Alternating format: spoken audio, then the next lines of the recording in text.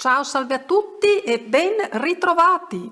Come piegare un narcisista al tuo volere e assoggettarlo a te completamente. Puoi piegare un narcisista al tuo volere e assoggettarlo a te completamente? Sicuramente sì.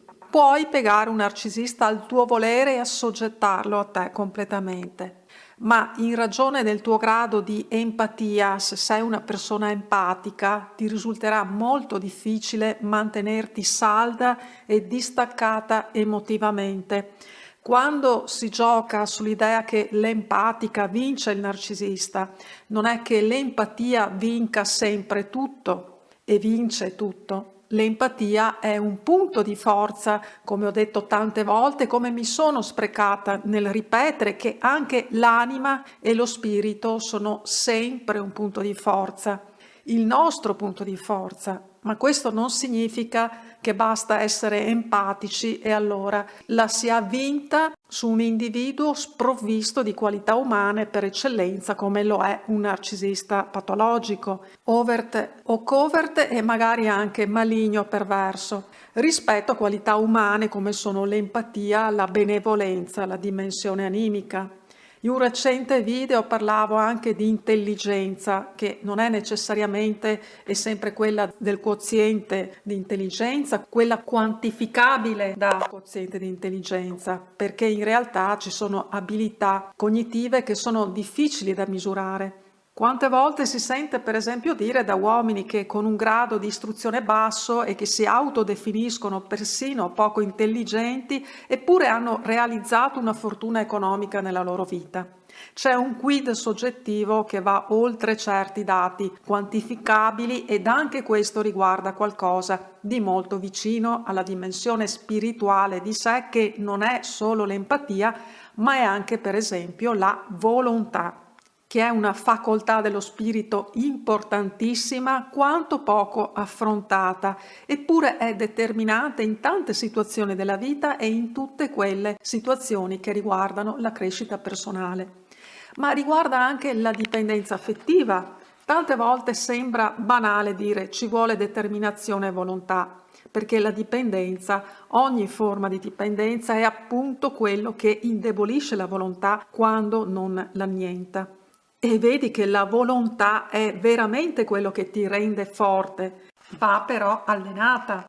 In questo video mi concentro proprio su questo aspetto. Le tattiche, le strategie, le trovi in migliaia di video sulla contromanipolazione del narcisista e come gestire e vincere un narcisista, che trovi in specifiche playlist nel canale Tu ed Io Narcisismo e Amore.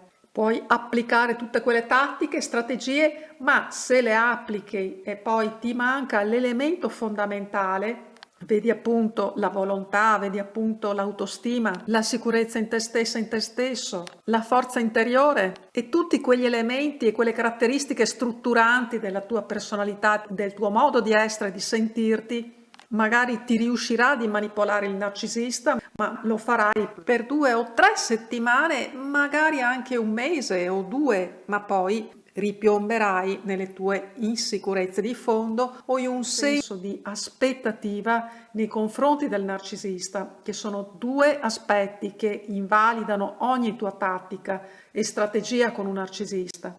Puoi applicare infatti le più potenti strategie, ma saranno poco potenti se le applichi, 1, senza veramente crederci e 2, con un senso di aspettativa, appunto, come dicevo, nei confronti del narcisista. Ti spiego con un esempio cosa intendo. Immagina che devi vendere un gioiello e per vendere questo gioiello tu devi pronunciare una frase come questa. Fai tuo questo gioiello, ti porterà una fortuna impressionante, ti donerà un fascino irresistibile. Oppure dillo così.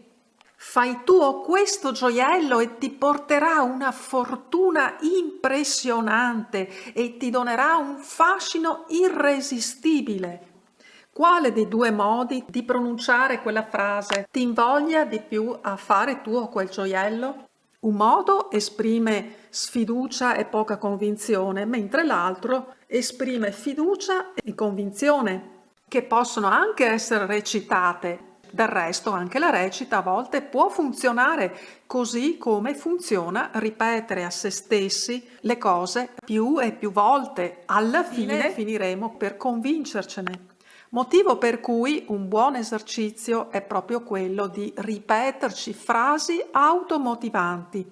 E va bene anche come un mantra. La preghiera, non per caso, è qualcosa che agisce nello spirito anche per il suo potere ipnotico e autoipnotico. E non a caso la preghiera esiste dalla notte dei tempi. E tieni sempre presente che se non sei in grado di convincere te stessa e te stesso, è inutile pensare di poter convincere chi che sia, e tantomeno un narcisista, che è uno degli esseri che in assoluto è maggiormente e più facilmente in grado di autoconvincersi praticamente di qualsiasi cosa. Quindi impara proprio da lui, impara proprio da un narcisista a convincere ed autoconvincere prima di tutto te stessa e te stesso. Quindi segui i tantissimi video di Tu ed Io, Narcisismo e Amore che hanno fatto scuola, stracopiati dai copiatori seriali overt e covert, ma prima è essenziale perché tu possa metterli veramente in pratica con disinvoltura, che le strategie per funzionare devi farle veramente tue e devi lavorare sul tuo senso di sicurezza prima di tutto. E quindi sull'autostima, sulla centratura di te. C'è una simpatica diatriba con una ragazza su Facebook che vuole convincermi che il narcisista è un essere autocentrato. Beh, insomma, non c'è essere individuo meno autocentrato di un narcisista, ma non solo un narcisista, perché ogni disturbo di personalità, in quanto disturbo di personalità, comporta una carente presa su se stessi. Per quanto abile sia un narcisista nel conquistare, nell'affascinare gli altri, nel mostrarsi disinvolto, sicuro di sé, una cosa è la sicurezza, la vera sicurezza di sé, e altra cosa è la tracotanza e il senso di superiorità o l'esigenza spasmodica di apparire e di avere i riflettori puntati su di sé. E questo è uno dei motivi per cui poi non devi certo scoraggiarti se ti sembra tanto difficile, così difficile colpire positivamente un narcisista, attrarlo a te e tenerlo magari legato a te.